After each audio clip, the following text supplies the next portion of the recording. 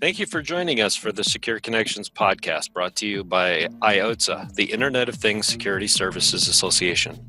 I'm your host, Brian Sherman, Content Director for IoTSSA, and joining me for today's episode is Kevin McDonald, COO and CISO at Alvaka Networks, a network services and security firm located in Irvine, California. Kevin has a very diverse and deep background in the tech community and serves in a number of various roles, including the security community.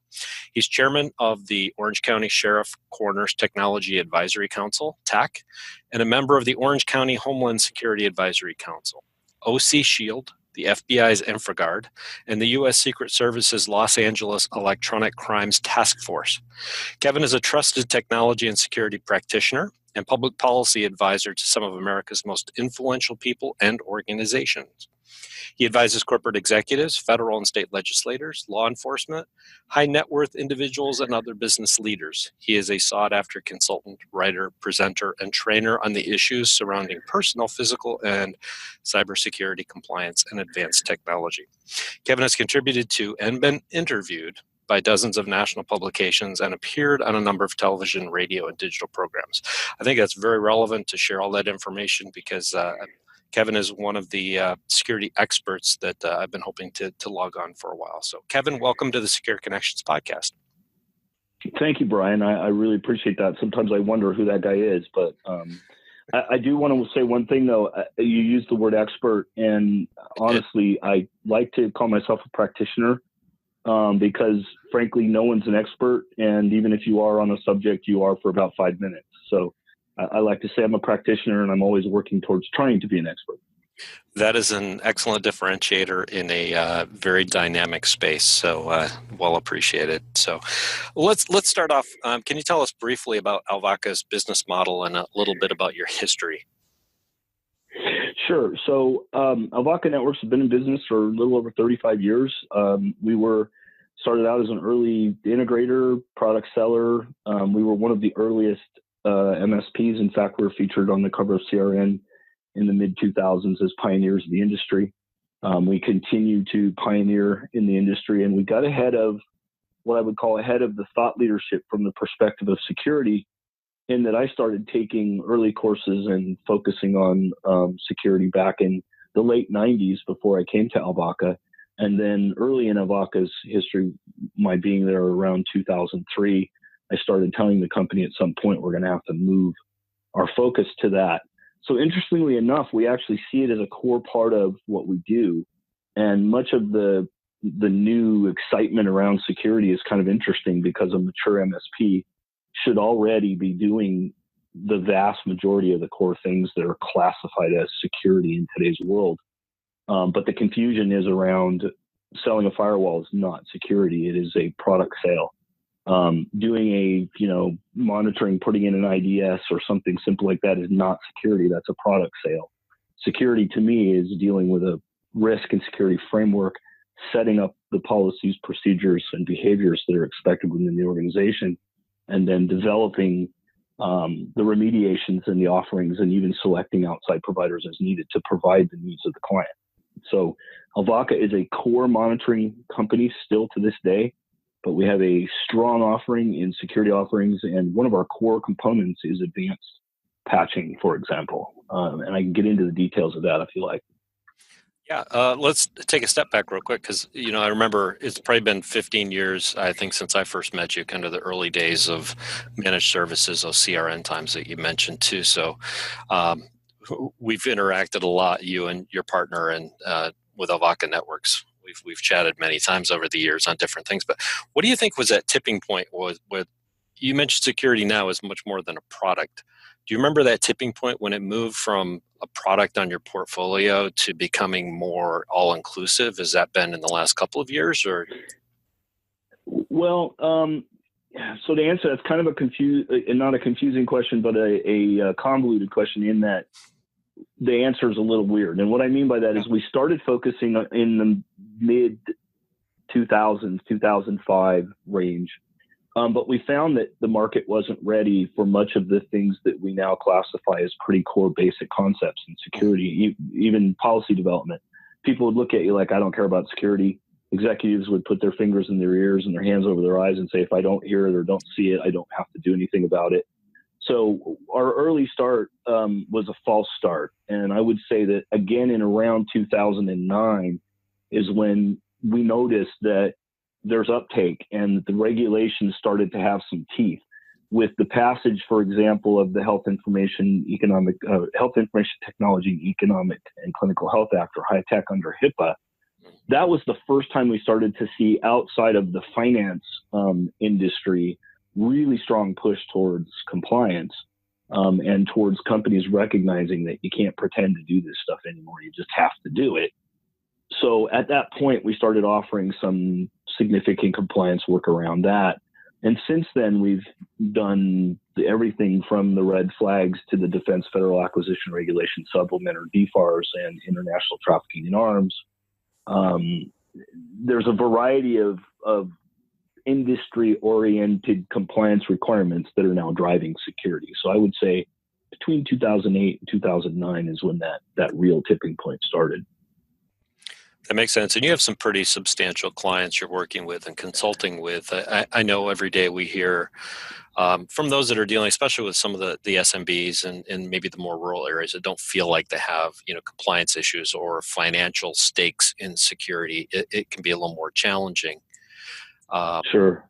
And I know that you run into those things too. Is there, I should say, is there any advice you would offer, for those that are struggling on that end of the channel? Yeah, I can. So one of the things I like to use now is the fact that there are several studies showing that 1 in 5 organizations that get ransomware, for example, will not survive it. And those that do survive it will be permanently injured in some way in many cases. There are a variety of other issues like consistent DDoS attacks and internal theft that can devastate even the smallest business. So to me, you have to explain to the small business that it is core to your very survival. This isn't fear, uncertainty, and doubt selling. It is fear, uncertainty, and doubt because that's the reality. I tell people all the time, I don't sell with it, but I live through it. And I wake up every day more fearful, uncertain, and doubtful than I did the day before. So, if you're not honest with clients, the other thing that's happening is that I see this in MSPs a lot and in the typical two-man shop, Trump Slimer style organizations, of which there are thousands, and they're fighting a budget. They're fighting a very small amount of money, and they're promising a whole lot. And I think, unfortunately for everybody involved, there's this cross-the-board assumption that says, if you're providing me MSP services, or you're the person who shows up twice a week, you're responsible for this stuff, whether you've agreed to be or not. And I think that's where the market is ultimately going to shift when we start to see more of these companies held responsible for allowing ransomware to get into a network, or allowing a compromise of an email system that then causes the CEO to send $1 million to the wrong company. Things that can kill entities are ultimately going to be the responsibility of the provider that didn't do their job. Yeah, and I think, one of the things we're starting to see, I won't say the breach, I hate to use that term, but we're starting to see a little more in the press where they're searching for the cybersecurity issues affecting business. I think they're learning as well. The supermarket, I just had to pull it up here because I saw this yesterday.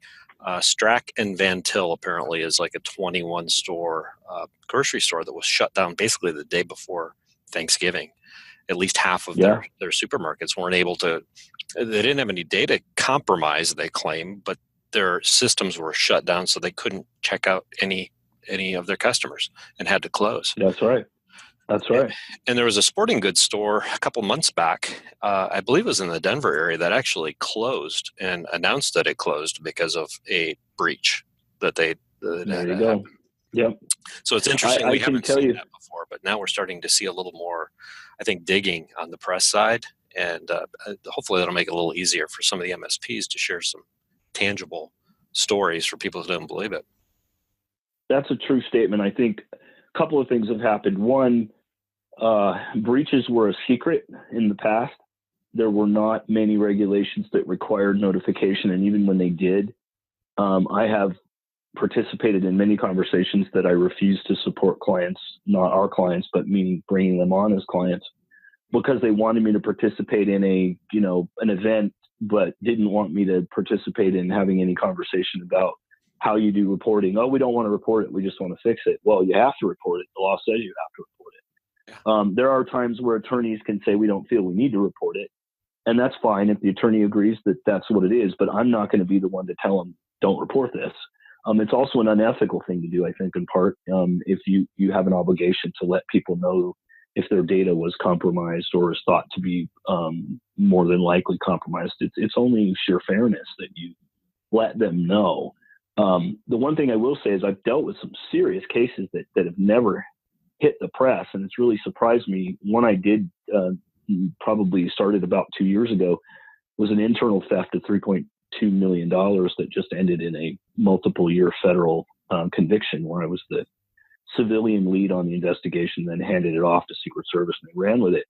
And the thing is that it was a typical failure of IT provider, because it was the IT director / accounting person who did the theft, and nobody was watching. So I think we all have these obligations that we don't really, as IT / technology providers, don't really recognize that we have a fiduciary duty to a degree to try to get this right. And if we aren't participating in getting it right, we need to tell the client, someone who can. And we often will provide referrals if there's a service they need that we can't do. Gotcha. So actually, I want to revisit that in a couple of minutes, but I want to take a step back to, we were talking about, building out Alvaka's cybersecurity practice. What was some of the toughest challenges you've had over the years, kind of building what you think needs to happen and the processes, the policies? What was the biggest challenge? I think that it still remains the challenge, and there's two primary challenges. One is the promise versus the truth coming from vendors is still a chasm of great significance between what they tell you their product can do and what it really does, and that's across the board pretty much. I've only found a few that met the dotted line promises that they make, but more importantly, it is the fact that you have this problem of security requiring a change in behavior, and often either slowing or putting sand on the rail instead of grease on the rail of business. It puts sands on the rail, and it makes things more difficult, not easier. And that's a hard thing to convince anyone to do, especially when the social proof of failure is not there, when they don't believe it's going to happen to them and they think, I'm small, I'm in an industry that doesn't matter, I'll take my chances and buy insurance. I mean, I've heard every justification you could possibly think of. So I would say perception on the part of executives that this doesn't matter, that it really is all for show, and that it's, it's just an undue paranoia, and we should all just go about our business. That's probably the most difficult thing we've dealt with. Then there comes the staffing issue. Each of these technologies or these techniques in the industry all have a subtle differential in who it is that's skilled to do them. And the problem with security is you can't really pretend to do it. You have to do it. Whereas some of the other stuff, I think you can kind of pretend you know how to do the stuff until you learn how to do it. And if you bump your head, it's not the end of the world. If you bump your head in security, it can end you and the company that you're failing. So as a client, they should be able to rely on the fact that you at least have a modicum of the best practice before you start providing something to them. This is why we often use contractors, even for things that I think we could do okay. If I don't feel like we have the best QSA and it's a high-end environment, because we're dealing with clients now that are upwards in the 15,000 seats and plus, and even in the seats, when they start to get into that 500 employee range, it starts to get complicated from the perspective of how do you deal with access controls and how do you enforce policy without interfering with people's jobs and things like that. So does that answer your question? It does, and actually brought up another one too, because your Alvaka is in an area that's very competitive for talent, especially in the technology field. I mean, not just the state of California, but it's very difficult. It's one of the hardest areas to recruit. How are you staffing your team and getting your team prepared for cybersecurity when you're competing against enterprise companies, a lot of the big tech companies, and others for that talent? That's actually a fantastic question, and we're working on figuring that out. And what I mean by that is we've done a really good job of maintaining talent in that the people that work for us have been, in many cases, with us for as long as a decade, in some cases 2 decades. And then, of course, we're hiring new. Our market is insanely competitive. And in fact, the poaching behaviors are constant. And now that the big companies don't seem to have any fear or ethics about yanking away an employee who is vital to a small business, it's just business, right? But I think it's also somewhat unethical to reach into an organization and go, "Hey, I saw your post on LinkedIn. Why don't you come over to work for us? We'll pay you 3 times what you're worth market value just because we can afford to." And I think that's the challenge, is that there's so little talent that's capable of this stuff. Anybody with any showing of a talent on the surface even is being paid significant amounts of money. I get poaching requests, is what I like to call them, or hiring offers, probably 2 or 3 times a week. And if that's the case with my employees, that's a really scary thing from the perspective of an executive. But it sounds like you're doing the right things to keep that talent in-house, keeping job satisfaction, training, and providing them opportunities. Yeah, and we care about them, and they know it. And I think the other thing that has helped is we're quite flexible with family and with, the way you schedule we're very entrepreneurial, even from the perspective of those who work for us. So our engineers have a practice that they manage that is, yes, our client, but their client at the same time. And even the services that we provide are often led by an entrepreneurial kind of desire by someone to show a positive return on the product and have happy clients, and in ways that you just don't in really large companies. So we've lost a few to some big companies over the years, but most of the time, folks that have left have either left because they've retired or because they've changed roles significantly to where it didn't. Their idea of who they were changed as they grew, and they needed to find a position somewhere that matched that, not that they were being paid more for what they're doing for us, is the best way to describe it. Sure, that makes sense. Definitely makes sense. Now on the portfolio side, that was an area I know we kind of deviated from that at the beginning. But what would you say are your core strengths now for Alvaka? What are the things, if you're going out to a new client, how do you sell yourself to them as security practitioners? I won't use expert this time. I love it. So actually the background that you read, several of us have been positioned with these roles in the consulting with law enforcement, for one, longevity of client for 2, and then the ability to speak to those things that affect them directly from their vertical position is hugely valuable. So I'm an HCISPP not because I do healthcare security consulting, but because I have significantly large healthcare clients. And they need someone who can, even in the systems design or the systems consultation or even the conversation about contracts, needs to understand the impacts of what a business associate's obligations are and how do you operate as an MSP within an environment that has a strict security framework and access controls and all these things. So by focusing well in understanding what a vertical requires, it's been very helpful to us. The DFARS stuff, for example, the Defense Federal Acquisition Regulation Supplement, has been huge. And what's nice about much of what we're doing today is it's all around the NIST framework. The vast majority of what's happening in the security world, if you want to become a practitioner who can speak to the vast majority of what's going on, just get really familiar with the NIST framework and the special publications that drive guidance for much of what happens in the security industry today. And I think that could put you in a much better place. I can't tell you how many times I've walked into environments where someone has a set of regulations. I'll use defense since I brought it up. And I'll say to the person that I'm pitching our sales to, So what has your provider talked to you about in the International Trafficking in Arms or in the Defense Federal Acquisition Regulation? Then they're the what? Or nothing in ITAR. ITAR is only over here in manufacturing. The client doesn't even understand that IT is directly responsible and impactful in their compliance. Just that single sentence of asking them can have a huge impact. Then things like being able to speak to the expertise of doing advanced patching, for example. Several studies say that 80% plus of malware infections and breaches are the result of patching or captured credentials, lack of patching or captured credentials through a malware infection or some sort of other attack that leveraged the vulnerability. Well, if you want to get rid of 80% of your vulnerabilities, what do? You patch. Well, patching is a horrifying thing for many people, both in internal IT and MSPs, if you do it right.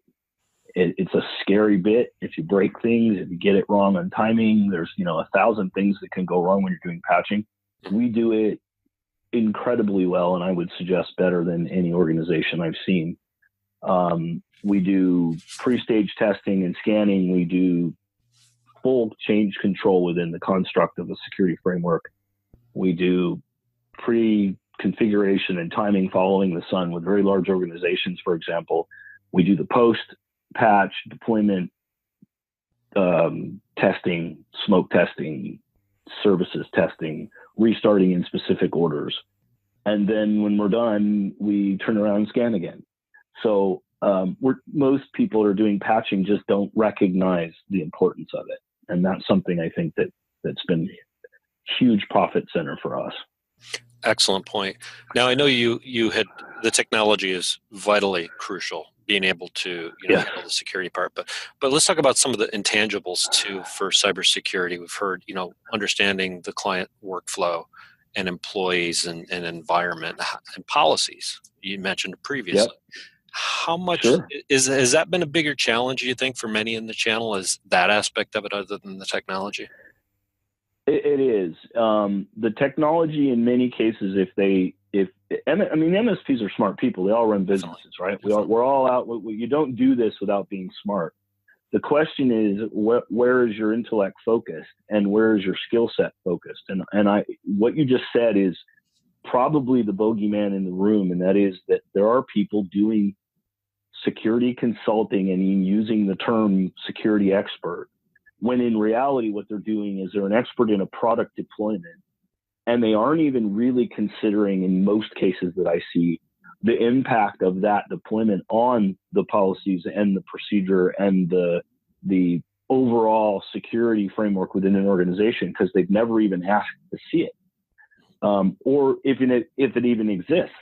I always tell customers, I can't even begin to have a conversation with you about security and in reality until I understand what your company does, how it does it, what are the limitations you're willing to be exposed to, what policies and procedures you currently have, who is it that's in charge of that? Is it the IT person who needs to check on themselves, which is never a good idea, or is it a CISO that reports to an executive that is going to allow that CISO to have the ability and the control to make the changes that are necessary? In a smaller organization, if you go to a general manager of a manufacturing facility, they don't even know how to spell policies and procedures. And that's not an insult.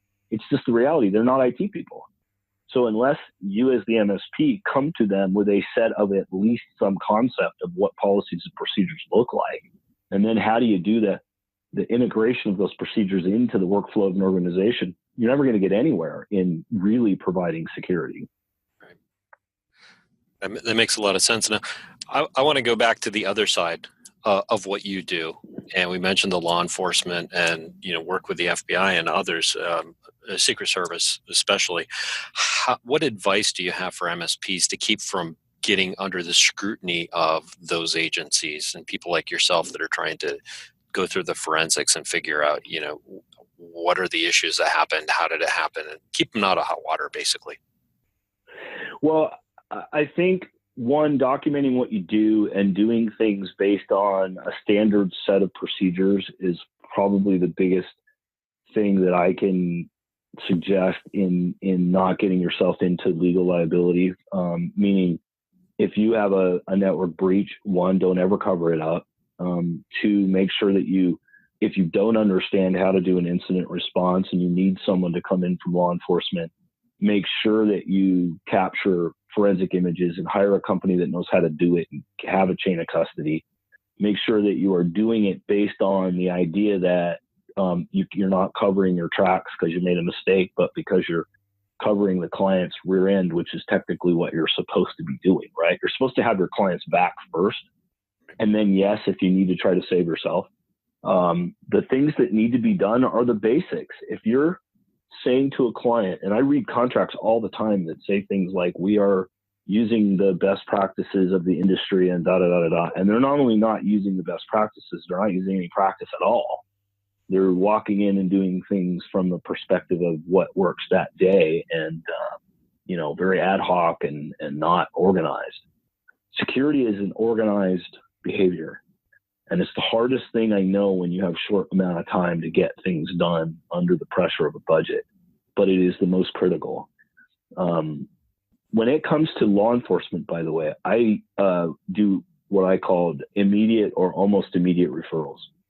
And what I mean by that is I will come in, and the second I know there's a crime or believe there's been a crime committed, I stop doing whatever I'm doing until I am able to get advice from what agency I believe is the right one. And how do I do that? In Orange County, there's a fusion center called the Orange County Intelligence Assessment Center, and I have relationships with various people in law enforcement here, and I'll make a phone call and go, hey, this happened.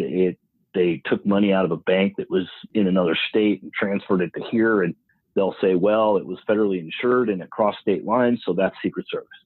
Or they'll say, well, it looks like it's a petty theft and somebody stole some equipment, so we're going to have you call your local PD. I know those answers now, but I still call law enforcement and say, what do you want me to do? Because I don't ever want to do the wrong thing for the client. The other thing I want to strongly recommend while I have a chance, if you're asked to do anything for a client that relates to security from the perspective of an investigation or any type of an assessment, get them to have their attorney hire you to do that. And the reason that needs to happen is because the reporting that you do and the documentation that you provide needs to be done under the cover of privilege. So that attorney is the one that now owns the privilege to that information, and only they can be asked to provide it to whomever might ask for it in the future. If you go in and start doing assessments and things without that, and something happens in the future, both you and the client are going to be at extreme risk of every single text message and note and email you wrote being scrutinized in a way that is probably not accurate, because attorneys love to do things that make you look bad, whether you were bad or not, right? Definitely. So you had mentioned that in Orange County you have a resource you go to if you see a problem. Are there similar agencies set up throughout the country? There are. So there are fusion centers in just about every major area in the country. And if there's not one in your area, you can find the one that is most local to you. They are very helpful these days in a way that they weren't 10 years ago, because 10 years ago, they didn't know what they were talking about. There are some super talented people in law enforcement and technology these days. And I'm starting to find that I really enjoy talking to them because they understand the problem now. I don't spend 90% of my time trying to explain what a firewall is, right? Or what a log is. They immediately understand what I'm telling them, and they will often shortcut the conversation. So if you're in, Fargo, North Dakota, and you're not sure that you have a local law enforcement fusion center, call your local sheriff and say, hey, can you tell me where the closest fusion center is? These fusion centers are well known. If they're not, anybody has that question, Brian, they certainly can call me and I can get a referral from someone in Homeland Security or someone that can tell them where it is. But it shouldn't be hard if you put a little time to it. Excellent insight. So basically, the ethical part of security is doing the right thing, but also making sure an MSP and their clients are protected, especially if it's something that wasn't done egregiously, but making sure that they have legal counsel where appropriate. Those are all good steps, but let's go back to the standards, especially when it comes to cybersecurity. I think that's one of the things. You've been a real strong advocate of accreditation and business credentials in the channel over the years, Yep. particularly in cybersecurity. Yep. So why do you feel that that is important for companies like yours, MSPs, that they should be going through this? Well, it's evidence. It's social evidence. It's important that you have real, social evidence. But more importantly, I can think. Let me make this clear. This is why I like to call myself practitioner. I only know what I know, and I'm one human being, and I only have so much time to take courses and read magazines and meet with people and go to conferences. So there's only so much I'm going to know, and it's a very small amount, frankly. Although I live this, breathe it, eat it, sleep it, I still feel like I know very little. And the key to finding out what you do know and whether you're doing things that is, within reason, is to have something that's been vetted by a committee of folks, whether that's the ISC squared group or the CompTIA security trust mark, or something that is separate from you, taking a clear-eyed view of what you're doing and saying, yes, what you're doing works, keep doing that, do more of this, do less of that. That, to me, is a vitally important part of being able to put yourself out there as a professional. So we were the first to get the CompTIA Security Plus Trust Mark, I believe, and I believe I can back that up. But we also just renewed it this year. And what does it do? Well, it's a NIST framework guided assessment of your behaviors within your organization that you have to provide evidence. You don't get to just click a box and say, yeah, I have a policy for that. Yeah, I have a policy. Yeah, we're doing the HR things over here. Yes, we have anomalous security monitoring. You don't get to just check the box. You have to actually prove it. So without that, you're just talking. And the other thing that happens, if you make a statement that then doesn't align with the statement that you make, you've just set yourself up for fair practices failure. You've set yourself up for potential fraud claims by clients. There are all kinds of things that can happen. If you say you are HIPAA compliant, for example, there's no such thing as HIPAA compliant.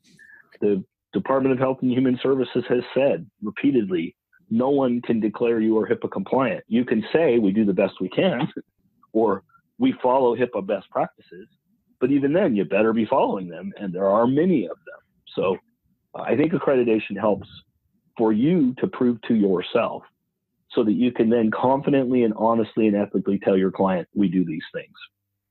The validation part of that process too, I think is crucial, right? I won't say it eliminates the gray areas, but it'll at least clarify some of the practices you're doing and maybe point out some of the things that need to be changed to protect yourself and your clients. In a big way, because you can only see yourself. It's like, you see yourself as overweight when you're really not, or you're thin when you're really not. It's better to have someone look at you and go, nah, you're not so thin.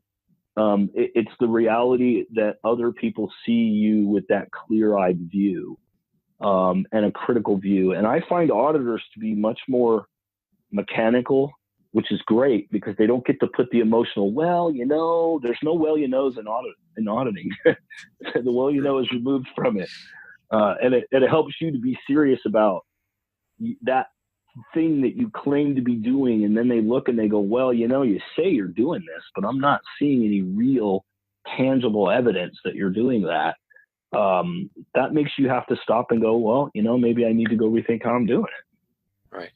So the CompTIA Security Trust Mark Plus is a business credential you use as well to differentiate yourself when you go meet new clients or prospects as well. Is that correct? Comes up in every conversation we have with every client, and the meaning every new client, and in fact renewals every year. If you're dealing with enterprises of any significant size, they have specific broad set of requirements. If they're public, they've got a variety from SOC to PCI to GDPR to whatever, and all of these regulations have a set of behaviors that are expected.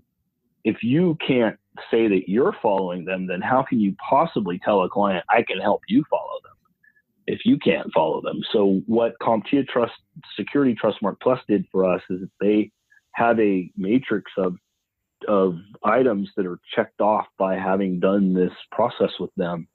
It literally ends the conversation with clients about whether we're doing the things that we should be doing to make sure that we're not the source of or the attack vector that's used against a client, and that we can speak intelligently and accurately to the things that they need to do. Excellent advice. So unfortunately, I could talk all day, but we're getting kind of short on time here. So Kevin, do you have any final comments you'd like to leave the audience with before we conclude the podcast? Yeah. So I'm a big advocate for security from the perspective of people moving into this industry. And in fact, I have several friends who were making very small amounts of money just 5 or 6 years ago that are making well into the mid six figures now. This industry is desperately in need of people that are serious about it. If you want to do it, take it seriously, chase it, go after it, get educated, get the certificates that matter, and then go out and actually practice it. The thing for me is that if you get into security, please don't pretend to be doing it. You cannot afford to do that, nor can the industry afford for you to do it. We need people that want to take this seriously, and I'm out here trying to help find as many of them as we can, because I think by 2021, we're looking at 3.2 million unfilled jobs worldwide in the security industry. That's a whole lot of money that needs to be collected and paid by employees, and a whole lot of opportunity to help clients. So that's the best thing I can say at this point. Great. Those are great points. So we definitely appreciate taking time to share your insight today. So on behalf of IoTSSA, I'd like to extend a big thank you to Kevin McDonald of Alvaka Networks for joining us. And I encourage our listeners to check out all the great channel-exclusive cybersecurity content on the association's website if you haven't had a chance to visit. It's IoTSSA.com. I wish you all a safe and secure day, and hope you stay tuned for our next Secure Connections podcast. Thank you.